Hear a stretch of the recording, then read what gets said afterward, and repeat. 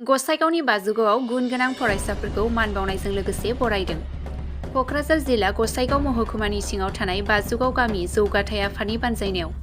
मेहेर गोनाङै सानसेनि हाबाफारि लानानै बाजुगाव ओनसोलनि ओइचएस आरो ओइचएसएलसि आनजादाव मोजां फिथाइ एबा मोजां जौखोन्दो लानानै उथ्रिसार जानाय गासै सा 24 फरायसुला फरायसुलिफोरखौ मान बावनायजों लोगोसे जिउ राहा सायख'नाय हाबाफारिया मेहेर गोनाङै गाहामै जानानै थाङो। मख'नो गोनांदि हाबाफारियाव गाहाय बुंथिगिरि हिसाबै बाहागो लाफैदों गुवाहाटी मुलुगसोलोंसालि PhD स्कलार निरन्तर बरगयारी, जारागुरि गोजौसिन फरायसालिनि बिबुंगिरि सरजित बसुमतारी,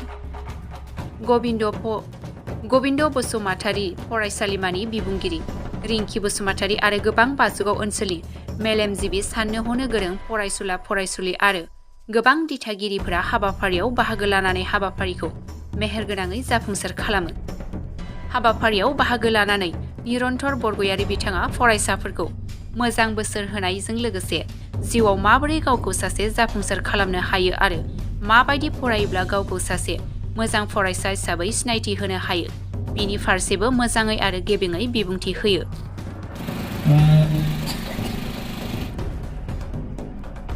जोंनि गाहाय बुंथिगिरि सारनिफ्राय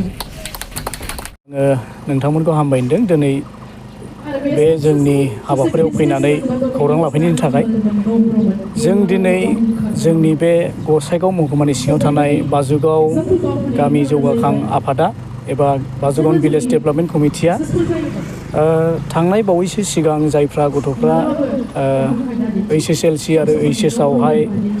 रिजाल्ट मोननानै माने मोजां मार्क्सफोर लानानै बा मोजां पजिशनफ्राव पास जानो हादों एबा गासैबो फरायसाफोरखौनो जोङो दिनै लेंहरनानै बेवहाय मान बावदों एबा जोङो बिथांमोनखौ फरायनायाव जोङो थुलुंगा होदों आरो जोंनि थांखिया बेनो जेन दानि जे फरायफुबाय थानाय गथ'फोर फरायसाफोर सेंग्रा सिख्लाफोर बिथांमोना जेन गोजौ फारसे गावनि जे केरियार दानांगौ बेखौ मोजांथारै बुजिनानै जेन' बिसोरो गावनि केरियारखौ चइस खालामनो हायो आरो बिथांमोना मा फरायब्ला मा जानो हायो, मा स्ट्रिम्सआव थांब्ला माबायदि केरियार जाहैगोन, बेफोर गासैबो इनफरमेसनखौहाय होनो थाखाय जोङो मानगोनां सासे चिफ गेस्ट जोङो हांख्रायना लाबोदों। बे जाहैबाय जोंनि गुवाहाटी इउनिभारसिटिनि रिसार्च स्कलार सार निरन्तर बरगयारी। बिथाङा जोबोद मोजांथारै जोंनि देरबोनाय फरायसाफोरखौ बिथाङा मोजांथार बाथ्राफोरजों आरो थाखोमानाय बाथ्राफोरजों बिथाङा दिनै बानजायबाय आरो जोङो निस्सय आसा खालामदों बिथांनि जे गियान होनाय आरो जे लामा दिन्थिनाय आरो जे बुंथिलांबाय दिनै बे बुंथिलांनाय बाथ्राफ्रा बे फरायसाफोरनि जिबनाव निस्सय खामानि होगोन आरो गावनि केरियारखौ माबोरै दानानै लानांगौ फरायसाफ्रा बेजों लोगोसे ससियेल मिडियानिफ्राय जेन'बा बिनि मोजांथिखौ बाहायनायजों लोगोसे आरो जानाय लोंनाय ड्राग्सनि आरो जौ जुवानि गोजानाव थानानै फरायसाफ्रा माब्रै गावनि लाइफखौ गावनि केरियारखौ दानानै लानो हायो। निस्सय दिनै जोङो जाय जोंनि सार स्पिकार रेसपेक्टेड निरन्तर बरगयारी सारखौ जोङो हांख्रायना लाबाय बिथांनि बाथ्राजों थारैनो बियो खाबजागोन होननानै जोङो आसा खालामदों आरो जोङो बाजुगाव भिलेज डेभेलपमेन्ट कमिटिनि जानानै बेखौनो खावलायगोन जेन' बयबो फरायसाफ्रा जौगालांनो हाथों आरो बयबो जेन' फरायनायाव गोसो होयो, हारि दानायाव गोसो होयो, न'खर दानायाव गोसो होयो, बेजों लोगोसे स्पेसियेलि गावनि केरियार दानायाव जेन गथ'फ्रा गोसो होयो बेखौनो जोङो दिनै जोंनि गामिनि जौगाखां आफादनिफ्राय खावलायबाय। गोजोन्थों। जोङो दिनै गासै 24 फरायसाफोरखौ जोङो मान बावदों आरो माखासेया फैबाय आरो नाथाय माखासेया गोजाननि जानायखाय दिनै सफैनो हायाखै। नाथाय जोङो बिथांमोननि न'आव थांनानै जोङो बेखौहाय जोङो मान बावहैगोन आरो बेजों लोगोसे मान बावनायल' नङा जोंनि ओनसोलाव थानाय जेसेबांनाखि फरायसाफोर दङ जोङो बिसोरखौबो हांख्रायदों माने मोनसे परिखा एबा एग्जाम होनानै जे स्टेज जोब्बाय बे नङा। दा जायफ्रा फरायगासिनो दङ देरबोनाय गथ'फोर जायफ्रा क्लास 10नि गाहायाव फरायगासिनो दङ, क्लास 12नि गाहायाव फरायगासिनो दङ बा डिग्रिनि गाहायाव फरायगासिनो दङ बिसोरखौबो जों गासैखौबो हांख्रायदों जायफ्रा सिगां पास जाबाय एबा एग्जाम होगोन बिसोरखौबो हांख्रायदों जेन' बिसोरबो लाइफनि जे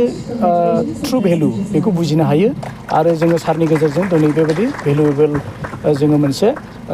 गियानफोरखौ जों मोननो हाबाय। भिलेज डेभेलपमेन्ट कमिटिनि गासैबो सोद्रोमा बिथांमोननिसिम हामलायनायखौ जासिदों। आंखौहाय बिथांमोना सासे गेस्ट एबा स्पिकार हिसाबै आंखौ लिंहरनायनि थाखाय बेवहाय बियो फार्स्ट टाइम जानांगौ बिथांमोननि मोनसे इनिशियेटिभ आरो आं बहुत मोजां मोनदों मानो होनना बुङोबा जोंनि गामिफ्रा बहुत दासिमबो बहुत टाउनफोरनिफ्राय बा इनफरमेसनफोरनिफ्राय बहुत गोजानाव दङ दाबो दा बेनिखायनो बेफोरबायदि एवेयारनेसखौ लानांगौ आरो बेफोरबायदि काउन्सिलिंफोरखौ होनांगौ दा आङो फर्चुनेट आं फार्स्ट टाइमै बेयावहाय फैबाय बिथांमोननि गामियावहाय आरो जोङो माखासे आयदाफोरखौ लानानै सावरायदोंमोन बे जाबाय जों माबोरै जोङो मोजां केरियारखौहाय सायख'नानै जोङो केरियारखौ दाफुंनो हायो बेनि सायावहाय स्ट्रिम वाइसखौ लानानै आं एसे बुजायग्रोदों बेनो आरो सरासनस्रायै नायोबा गोनां दा खिन्थु मेन जिनिसा ओरैबायदिबो जोङो जुदि पासयनेट थायोबा जोङो आवगायनाय नङा दा आंबो सासे बेबायदिनो एग्जाम्पोल आंनो माखासे गोबां लोगोफोर दं दायो मा होनो जोङो जुदि गभर्नमेन्ट कलेजेसफ्राव गभर्नमेन्ट बा प्रभिन्सियेलाइज कलेजेसफ्राव प्रभिन्सियेलाइज स्कुल्सफ्राव जों फरायोबा बिराद मिनिमाम जोङो होनांगौ जायो दा ओरैबायदि जाबाय माखासे स्ट्रिक्ट इउनिभारसिटिसफ्राबो मा होनो सिगांहाय 75%खौहाय लुबैयोमोन एटेन्डेन्सखौ दा बेवहाय बिसोरो बहुत खमायना होबाय आरो दा बेनिखायनो एसे गाव जुदि सेल्फ आर्न खालामनानै फरायनो हानायबो जानांगोन खिन्थु बेयो माब्लाबा इमप्रेक्टिकेल मोनो आरो जोंनि गथ'फ्रा मानो होनना बुङोबा जोंना केरियार अपसन्स माबा होनो बेफोरबायदि जेनेबा जोंनाव केफेटेरियाफोर गैया माबा मावनानै सोलिनो हानायबो गैया दा थेवबो आं हास्थायगोन स्टुडेन्टफ्रा गोबां स्कलारशिपफोर दङ जायफ्रा गभर्नमेन्टआ होयो मेरिटफोरनो मालाबा एसटिफोरनो मालाबा बेबायदिनो गावजों गाव सहाय खालामनाय बेफोर जिनिसखौबो आङो लुबैदों आरो दा बेखायनो आं सानो जोङो थाखा फैसाया अफकर्स जोंनावहाय हिन्दार खालामो जोंखौहाय एसे डिस्टार्ब माबा खालामो आरो होथेनाय बायदि खालामो खिन्थु जोङो गोसोखौ बायालासिनो खस्थ' खालामनानै गोबां कनसिडारबो खालामखायो स्कुल कलेजफ्राबो बेबायदिनो थांनाया मोजां सानो आरो दासिमावबो NEP-आथ' दासो इउनिभारसिटि कलेजफ्रावहाय इमप्लिमेन्ट जादों खिन्थु NEP-आ दाबो स्कुल लेभेलाव जों जायाखै जानो थांगासिनो दं आसामा इमप्लिमेन्ट खालामगोन होनना थाबैनो दा बेनिखायनो जों दासिमबो बे स्ट्रिम गोदोनि ट्रेडिसनेल आइडियानो दङ दा बेनिखायनो बेवहाय आर्ट्स आरो साइन्स आरो कमार्स बे